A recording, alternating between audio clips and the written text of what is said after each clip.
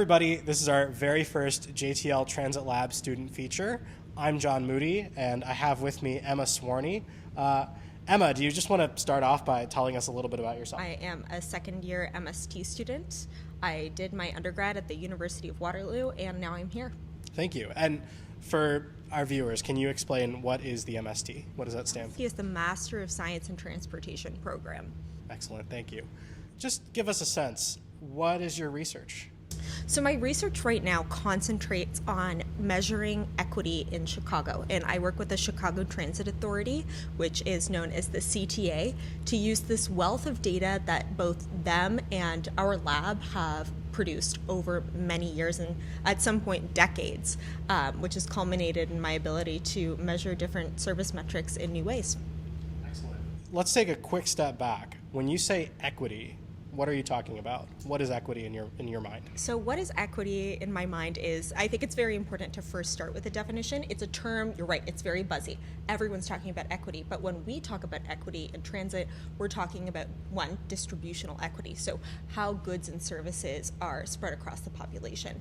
And then my other definition for equity comes from the Transit Center Report on Equity, which is that transit agencies should be measuring and giving priority service to neighborhoods, places, and populations that are more in need. You can measure that with several different metrics. Okay. Can you give us an example of what some of those metrics are that you're looking into? So different agencies have different ways of measuring needs. So what I use is something called the Economic Hardship Indicator, which is favored by a bunch of Chicago agencies, which looks at, I believe, 6 different factors. It ranges from housing crowdedness to poverty to education levels. Places like King County do their own, where there's more of an emphasis on race, income, and carlessness, so people who don't have access to cars. The federal government has their own that they do for Title VI analyses, which I can't remember what the exact composition is off the top of my head, but there's all these different ways of indicating need in a population. Interesting. How is the data that you're looking at? Is it high quality? Is it easy to find from diverse sources? I'm curious what that experience has been. There have been several projects done before me, so I'm really standing on the work of other students and researchers who have come before me, who have done things like metric preparation. So the CTA has this great engine called Rove, which takes bus data and parses it for me and spits out all these helpful metrics. So it was really difficult in the beginning, but now I've just come in when it's easy for me and I'm working with the nice clean data. That's excellent to hear, yeah. And that's one of the things that I think we all love about our lab is that we have a lot of these projects that build off of each other, right?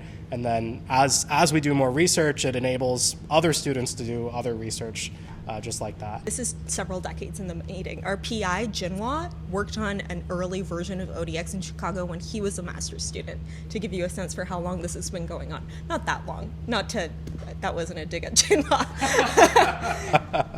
but still a pretty impressive continuation Yeah. of the research there. Yeah. That's great. So now some fun questions. So you're from Canada, and I am.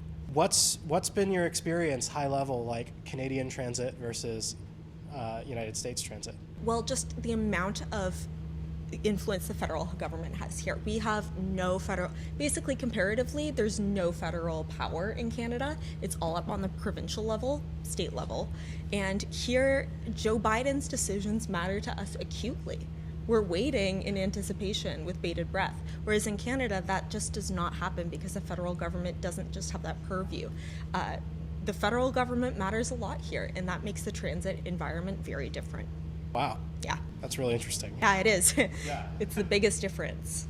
Okay. Wow. Great answer. So, all right, another very random question, but of all the cities you visited, which one has had the nicest transit so far? That's hard to, of course, in European cities, it's lovely, etc. But I love taking the TTC. The TTC is my hometown. I love taking the bus in Toronto. I've grown up with really fantastic bus service, and being able to take a bus that's high quality really makes me proud and makes me happy because it gets me to right where I need to go. Especially, I have fond memories of getting home late at night on the 7 Bathurst bus going northbound, getting off at my stop, and then skibbling 2 minutes back to my house. So it's not the grandest, and that's not what I think of when I think of grand public transit stations, but that memory really drives home why public transit can be so effective. Excellent. All right. Well, thank you so much, Emma. This was a real pleasure. Thanks, John. That was fun. All right.